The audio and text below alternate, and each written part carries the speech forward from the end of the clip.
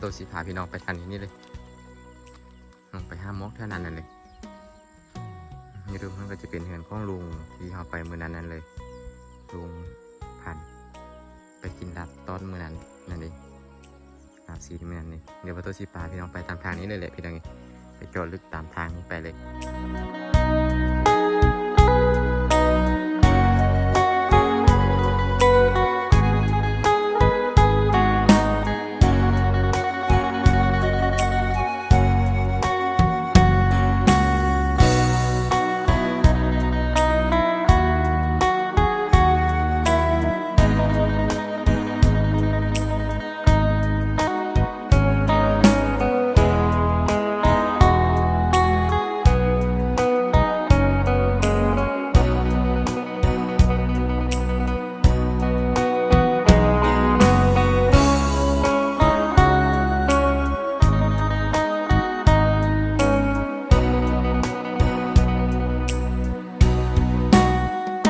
เดี๋ยวประตูชีพาพี่น้องเข้าไป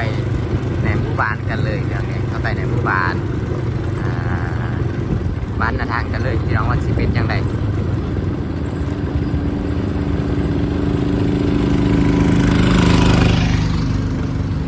เข้าผักโบตอนที่ตอนนั้นประตูมาเนี่ยเลยแต่เดี๋ยวนี้ที่เป็นปูน่าจะประยุกต์พี่เจ้าน่าจะประยุกต์น่าจะไปบ้านเดินเก่าน่าจะเปิด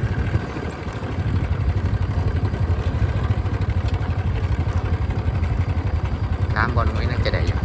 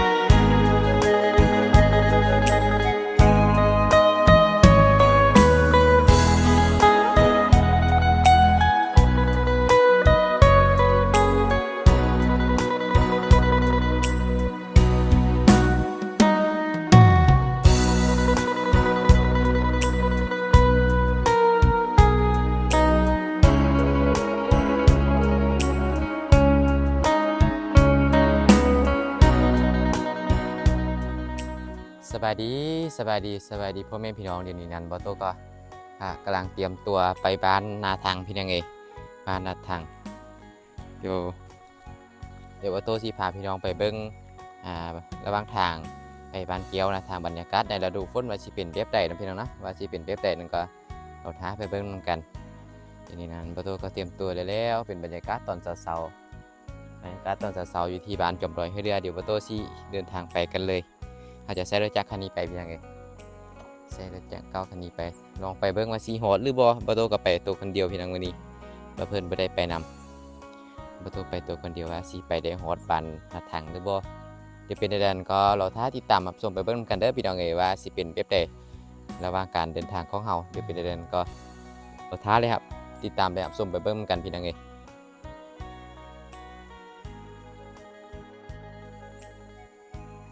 อุปกรณ์เตรียมพร้อมของเราก็อย่างไหนหรือว่าทุกอย่างอีกอย่างต่างๆที่มันยังพอใส่แต่ก็เก็บใส่โบ๊ทนี่แหละเป็นยังไงเจ๋ยังต่างๆซูมยังเอาไปเตรียมความพร้อมไว้เพื่อช่วยเหลือในสุดเส้นเป็นยังไงย่างเขาก็ไปตัวคนเดียวนำ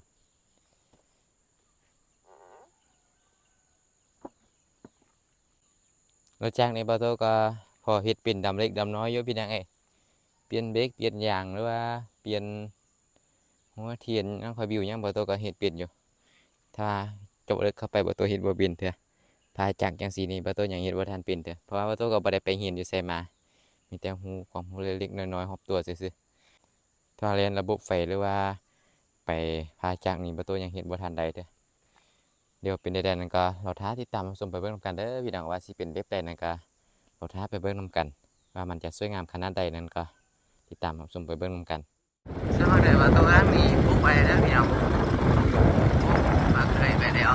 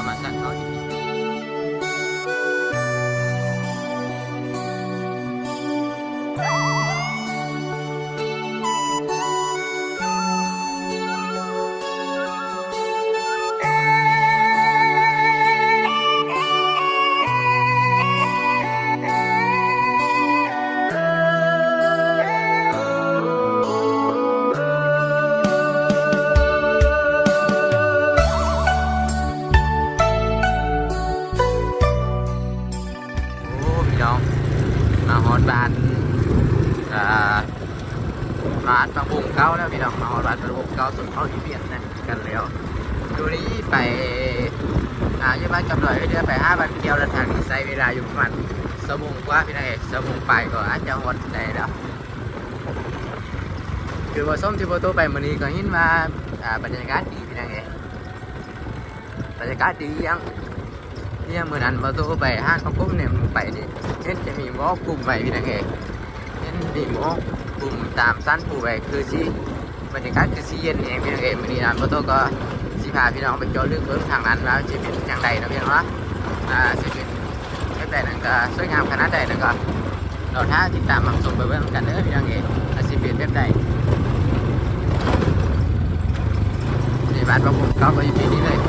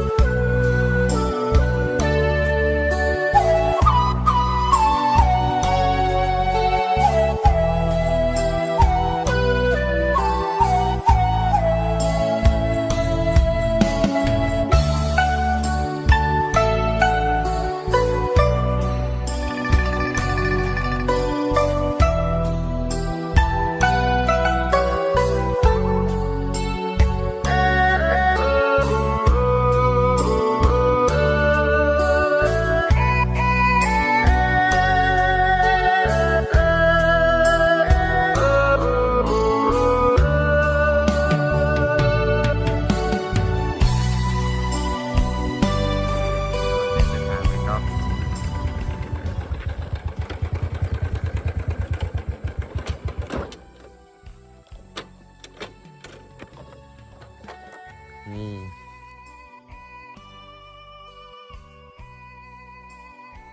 เวลา8 โมงปลายมันก็เลยบนหน้าได้เพียงนี้แต่ว่าเอามาเป็นเวลาเสาร์ที่ว่าสุดยอดไปเลย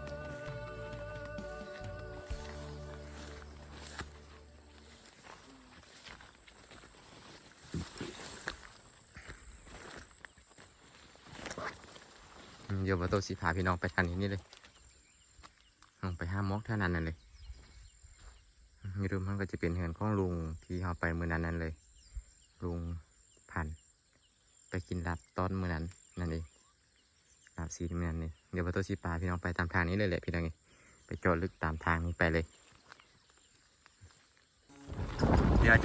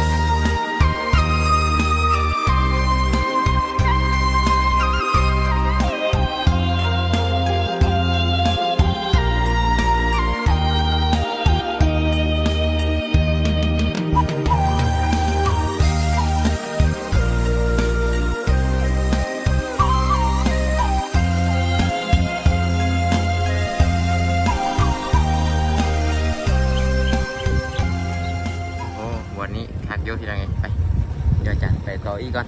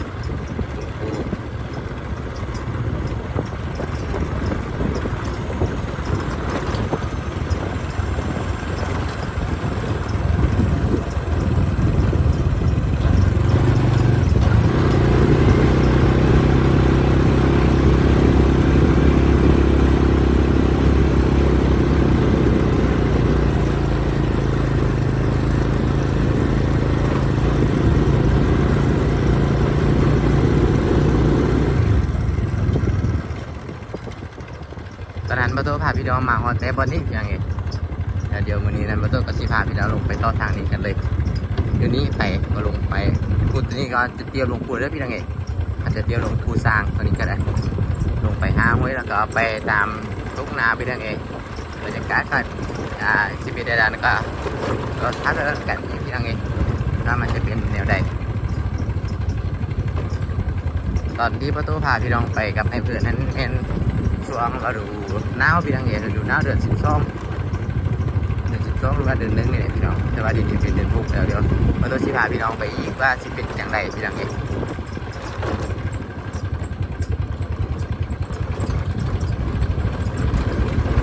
โอ้โอ้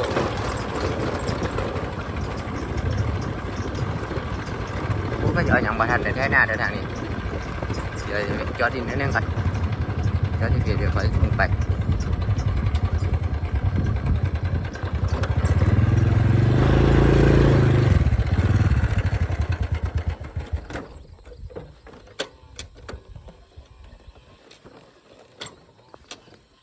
ทางที่เราจะลงไปต่อก็ลงไปนี้พี่น้องลงไปนี้แล้วก็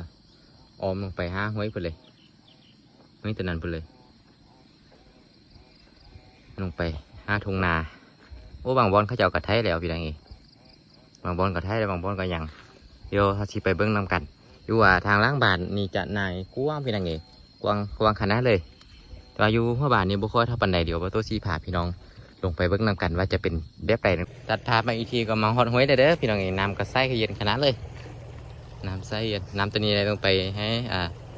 บานนาทางเห็นนามันจะค่อยมีชื่อว่าบานนาทางกับแม่นห้วยตัวนี้นี่เลยจะเป็นน้ำทางเด้อพี่น้องนี่ถ้าว่าโฟนแห้งนี่เขาสิกลับบ่ได้เลยเพราะว่ามันตอนไหนข้ามห้วยไล่บอลพี่น้องเองพอสิไปฮอดบานเกียวก็ข้ามอยู่3-4บอลพุ่นพี่น้องเองข้ามห้วยแต่ว่าเอากลับนี่ฝนตกแห้งนี่บ่โตคนเดียวเนี่ยยังน่าจะบ่รอดน่าจะตรงใดนอนดีๆเอาถ้าฝนบ่ใหญ่นี่เขาจะลุยไปเลยได้อยู่ไปพี่น้องเดี๋ยวเราจะเดินทางต่อกันเลยอยู่นี้ต่อไปก็จะบ่ค่อยมีภูเท่าปันใดเด้อพี่น้องเองบ่ค่อยมีภูเท่าปันใดเดี๋ยวเป็นเดือนก็เราท้าติดตามรับชมไปเบิ้งกันเด้อพี่น้องว่าชีเป็นจังใดโอ้สุดยอดบรรยากาศดีวันนี้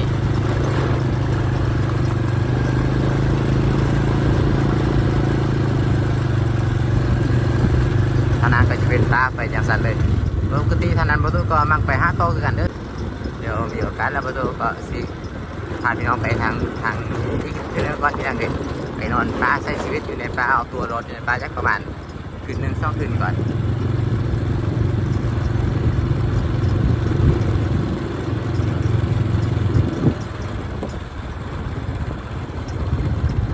พวกมันต้นไล่พี่น้องให้นานประตูตัวเองก็จอดท้ายไปเลยเด้อพี่น้องแต่ว่ามันยังประทันแต่คาดเด้อเขาเจ้ายังประทันแต่คาดหน้าเด้อเนี่ยท้ายไปแล้วซื้อไปเรียบนี้เลย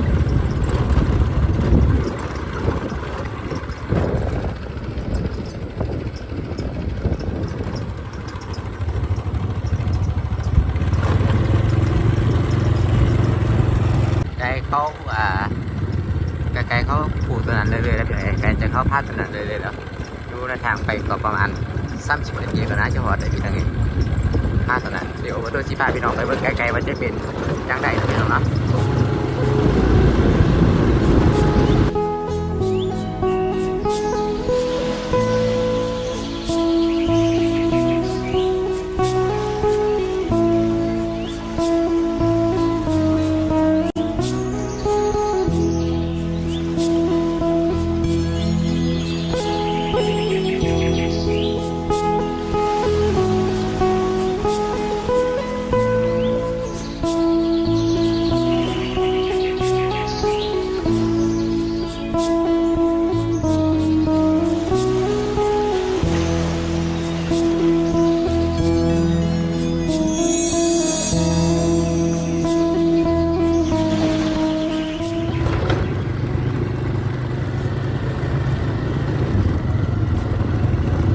มาบ้านทางนี้ประตูญาติอย่างเดียวคือรถไม่ได้ยังไง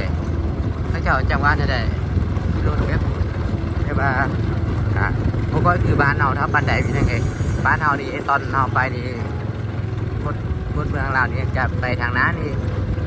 ว่าตอนเฮาไปเนี่ยไปเบิ่งขั้วพี่น้องเอ้ยบัดตอนเฮามาเขาจะมาเบิ่งซ้ายไปจังซี่แต่ว่าเขาเจ้านี่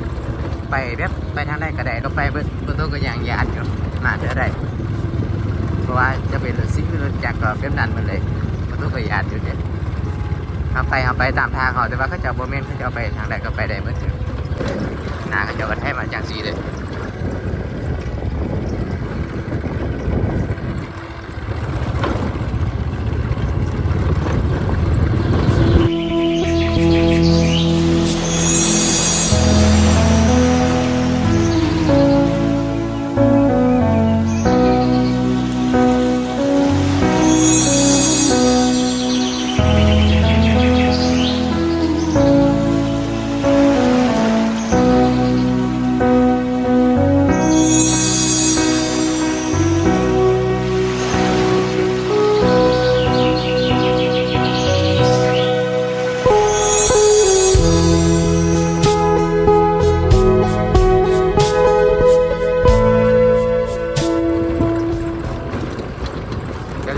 เลี้ยงควายไว้พี่น้องเอ๋เพราะว่าทางนี้มีวัดให้เขาเลี้ยงควายครับมีนาล่าพี่น้องเอ๋มาทางนี้ก็สมซื้อทำมาบ้านนาทางอยู่บ้านเกียวบางคนมีนะพี่น้องเอ๋บ้านเกียวบางคนมีโซล่าอยู่ในบ้านนาทางนี้แหละประมาณ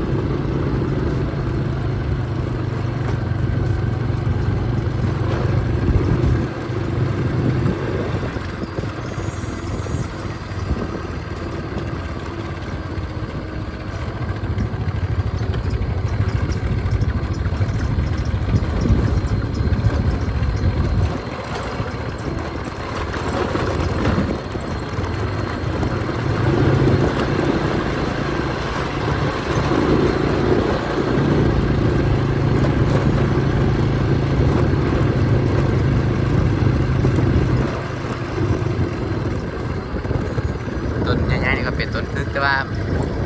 คือว่าโบเห็นนะพี่น้องเอ๋น่าจะโบมีเพราะว่ากายยามทึกละเป็นแต่ดูโคตรเหมือนทึกตัวโบมี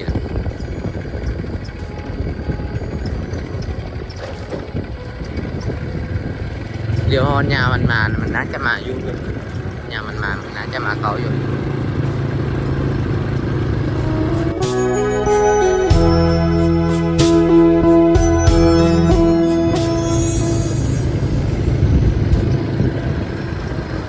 เดี๋ยวอาชีพไปลองเมื่อวันจะได้ยินเช้านัดทางหรือว่าเป็นยังไงปกติเอาเคยไปนี่นำแต่เช้ามุ้งเช้ายูเนียนเดี๋ยวสิไปเมื่อวันที่เช้านัดทางหรือว่าพูดเลยถ้าเที่ยวมาก็ไม่พระของเราก็ใกล้สิงดกันแล้วอยู่ทางน้าของเรานั่นเลย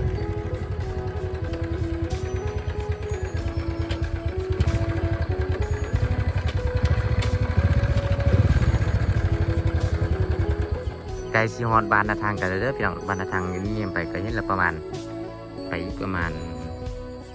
นาทีเพียงไง15 นาทีก็จะฮอดกันแล้วฉะนั้นก็กำลังเทนากันอยู่เลยกำลังเทนาเมื่อกี้ว่าตัวยังก็จะเอาโซนเพียงโซนตามนานี่เลยไทนาขาดนาวันนี้ไทยเดี๋ยวเขาจะยังพันได้ขาดเด้อ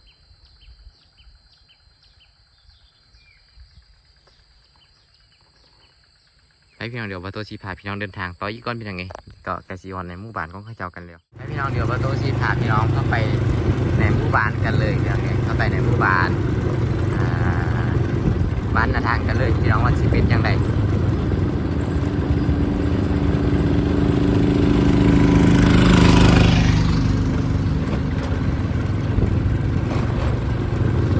เดี๋ยวประตูสีผาพี่น้องก็ไปเบิ่งว่าจะเป็นไปเด้อพี่น้องในหมู่บ้านของเขาเจ้าในฤดูฝน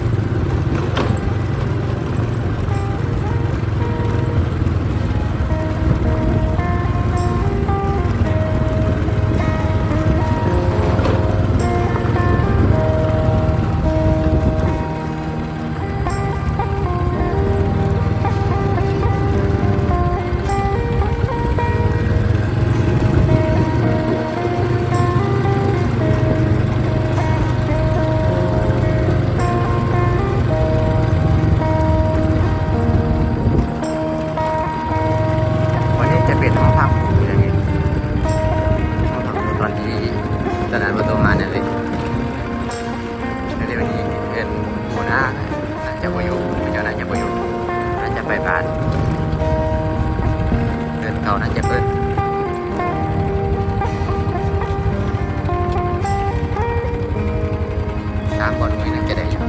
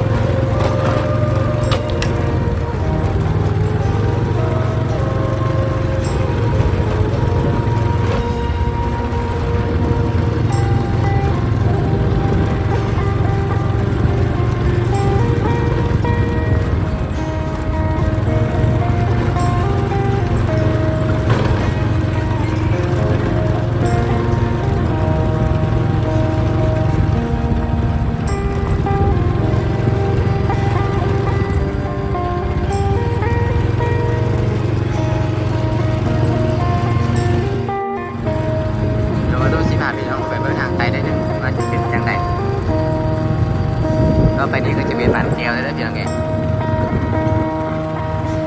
บ้านแก้วใหญ่29 กิโล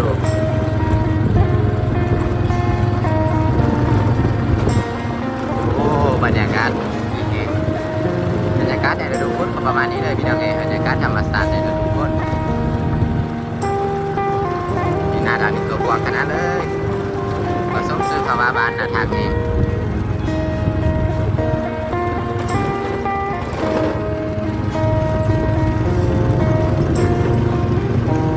กำลังไถนากันอยู่พี่น้องเองนะ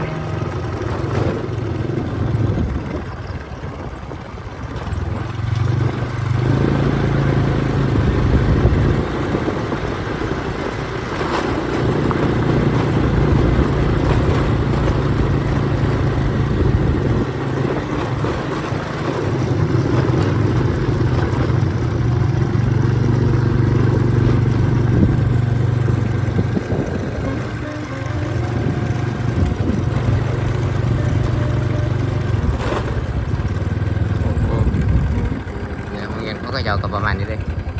เดี๋ยวตัวสีเวนิดนึงก่อน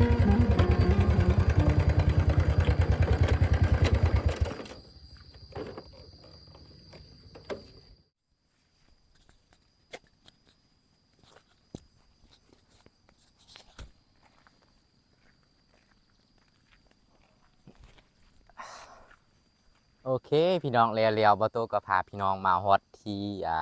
ภูผ้าเป็นยังไงมาฮอตภูผ้าหรือว่าบ้านนาทางนั่นเองนี่ตามจุดประสงค์ของบอโต้ได้ยักมามือนี้ก็คือบรรยากาศเป็นดีอีกอย่างก็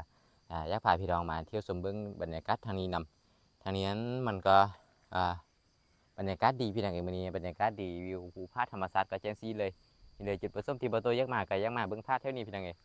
บอโต้ชื่อได้ว่าตอนบอโต้มาแล้วดูแรงมากับไอเพิ่นไอฟาร์มน้องมันท่านก็ประมาณเดือน12เป็นยังไงประมาณเดือนนั้นประมาณ11 12เลยบอโต้ก็มาเบิ้งโรงเรียนตัวนี้อยู่เป็นยังไง